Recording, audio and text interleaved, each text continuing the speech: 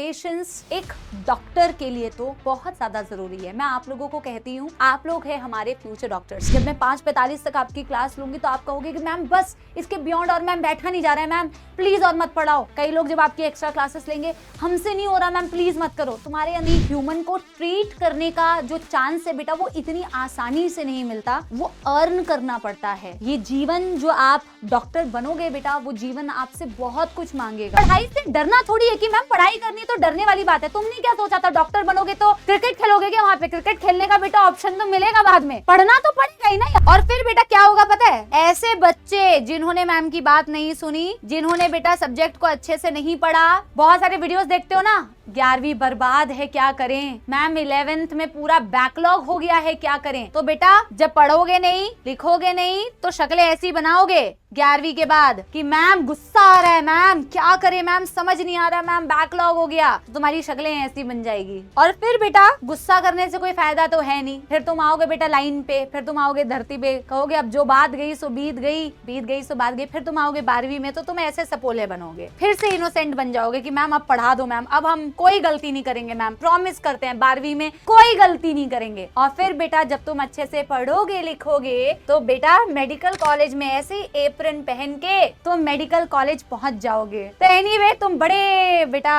बेहतरीन डॉक्टर बन जाओगे। तो ये सपोला आर्मी का पूरा सफर है बेटा, जो मैंने दिखाने की कोशिश की है। लेकिन अगर बेटा तुम्हें इस छोटू से पिद्दू से सपोले से ना ऐसे डॉक्टर वाला सपोला बनना है, तो थ्रू आउट द सेशन कुछ चीजों का ध्यान रखना है, जो बार बार हर बार कई सारे टीचर्स आपको बता चुके हैं बेटा। और वो बात है patience, discipline, hard work and consistency. Patience एक डॉक्टर के लिए तो बहुत ज्यादा जरूरी है। मैं आप लोगों को कहती हूँ, आप लोग हैं हमारे फ्यूचर डॉक्टर्स, और डॉक्टर्स के अंदर होता है इमेंस लेवल ऑफ पेशेंस। मुझे ये शायद बताने की भी जरूरत ना हो, आपने ऐसे कई बेहतरीन एग्जांपल्स देखे हैं। सर्जरी करते हुए कई डॉक्टर्स को देखे कि कितने आवर्स तक बेटा वो खड़े रह के बिना खाए पिए, बिना किसी चीज के उन्होंने कंटिन्यूअसली वो सर्जरी की, सक्सेसफुल हुए। कितना पेशेंस चाहिए होगा बेटा उस चीज को करने के लिए। और जब आप 11वीं में आते हैं, मैं आपको बता रही हूँ ऑलरेडी, जैसे कई बच्चों के अंदर पेशेंस नहीं होता, मैम पढ़ाना स्टार्ट कर दो, मैम पढ़ाना स्टार्ट कर दो। जब मैं 5:45 तक आपकी क्लास लूंगी तो आप कहोगे कि मैम बस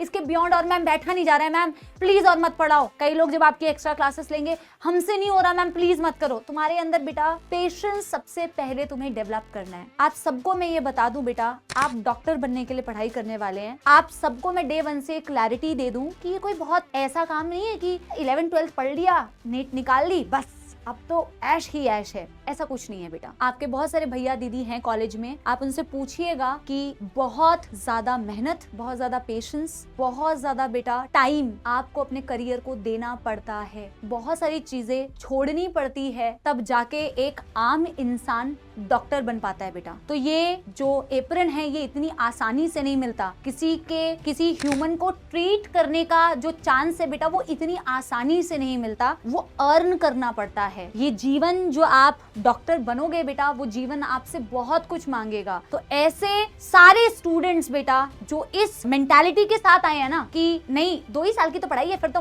मौज ही मौज है, इस मेंटालिटी के साथ आप मत आइए बेटा। मैं आपको पहले से ये बता रही हूँ, और ये डरा नहीं रही हूँ बेटा, ये बताना बहुत जरूरी है, क्योंकि कई बच्चे ये अवेयर ही नहीं होते हैं कि आपको आगे भी बहुत पढ़ाई करनी है। और पढ़ाई से डरना थोड़ी है कि मैम पढ़ाई करनी तो डरने वाली बात है। तुमने क्या सोचा था डॉक्टर बनोगे तो क्रिकेट खेलोगे क्या? वहाँ पे क्रिकेट खेलने का बेटा ऑप्शन तो मिलेगा बाद में, पढ़ना तो पड़ेगा ही ना यार। पढ़ने के साथ साथ बहुत सारी चीजें कर सकते हो, बट ये नहीं कह सकते कि बस बेटा 10th का बोर्ड निकाल ले, 12th का बोर्ड निकाल ले, फिर लाइफ सेट है, नीट निकाल ले फिर लाइफ सेट है। ऐसा नहीं है बेटा, लाइफ तो सेट होगी, और आप शायद कई लोगों की लाइफ सेट कर रहे होगे। तो बहुत ज्यादा पेशेंस आपको चाहिए होगा बेटा, बहुत ज्यादा डिसिप्लिन चाहिए होगा। मैं खुद बेटा आर्मी फैमिली से बिलोंग करती हूँ, और मैंने भी अपनी लाइफ में डिसिप्लिन, मुझे बहुत ज्यादा मतलब मैंने अपनी लाइफ में इस चीज को इनकलकेट किया है। और मैं चाहती हूँ आप लोग भी, मैं कोशिश करती हूँ कि मेरे कोई भी काम जो मुझे पूरे दिन भर में करना है, मैं उसे पूरे टाइम लाइन होती है मेरी, मैं उसी से स्टिक करके काम करना पसंद करती हूँ। और मैं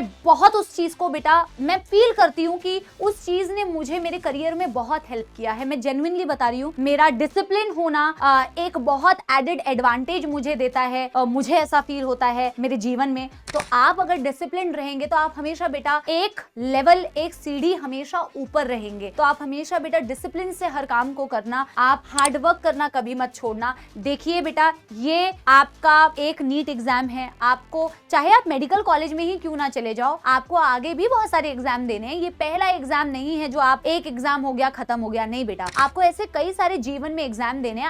आप डॉक्टर बन गए, वेल एंड गुड, आप डॉक्टर नहीं बने तो भी वेल एंड गुड, आप कुछ ना कुछ तो आगे बेटा जीवन में कर रहे होगे। पर जो व्यक्ति कंसिस्टेंटली लगातार मेहनत करता है, वही व्यक्ति बेटा अपने टारगेट को अचीव करने में सफल हो पाता है। It's a cumulative effect. आपके छोटी छोटी किए हुए कार्य, आपकी छोटी छोटी की हुई मेहनत एक दिन जरूर रंग लाती है। कोई भी व्यक्ति एक दिन में डॉक्टर नहीं बना, कोई भी व्यक्ति एक दिन में टीचर नहीं बना, कोई भी व्यक्ति बेटा एक दिन में नहीं कुछ बन पाता। हर एक व्यक्ति जो आज की डेट में कुछ भी कर रहा है, उसने छोटे छोटे एफर्ट्स किए होंगे, मेहनत की होगी, और वो बेटा क्यूमुलेटिव इफेक्ट आपको रिजल्ट के फॉर्म में दिखता है। गिव अप नहीं करना है बेटा, ठीक है? बड़ी जर्नी है, लॉन्ग जर्नी है यार। प्रिपरेशन कर रहे हो, मैं समझती हूँ एक स्टूडेंट को कितनी कभी कभी डिमोटिवेशन आती है। मैम हमें पढ़ना पड़ रहा है, दूसरों को देखते हैं ना तो लगता है मैम उसकी जिंदगी कितनी अच्छी है, मैम आपकी जिंदगी कितनी अच्छी है, मैम आप तो ऐसे करते हो, आप तो वैसे करते हो, मैम इसको देखो ऐसे कर रहे हैं। बेटा दूसरों की जिंदगियों से इन्फ्लुएंस और अफेक्ट नहीं होना है। आप दूसरों की जिंदगी में फिलहाल है नहीं,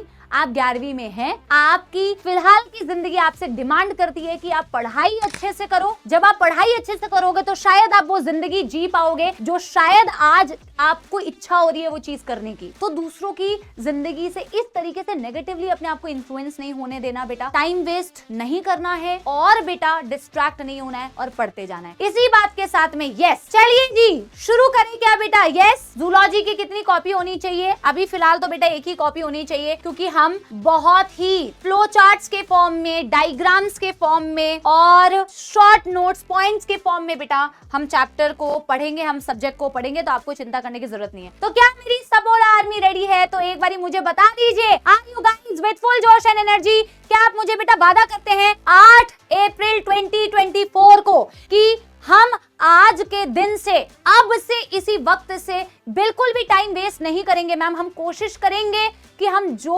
अपने लिए शेड्यूल बनाएंगे, हम कोशिश करेंगे हम उसको फॉलो करें। और मैम ये सफर हमारा तभी हम वो उस चीज को मैम एंड करेंगे जिस दिन हमें एक वो मेडिकल की सीट मिल जाएगी। ये 2 साल मैम मेरा करियर जो मुझसे डिमांड करता है, मैं वादा करती हूँ कि मैं अपने करियर को वो चीज दूंगी। क्या आप मुझसे प्रॉमिस करते हो? Yes everybody. बेटा आप चाहे रूल्ड कॉपी बनाओ, चाहे प्लेन कॉपी बनाओ, कोई दिक्कत नहीं, आप कोई भी बेटा कॉपी बना सकते हो जैसी आपको पसंद है। आप रूल्ड में लिखना पसंद करते हैं, आप रूल्ड बना लो, आप प्लेन में लिखना पसंद करते हैं, आप प्लेन बना लो, बट जूलॉजी की अलग नोटबुक आप बनाओ।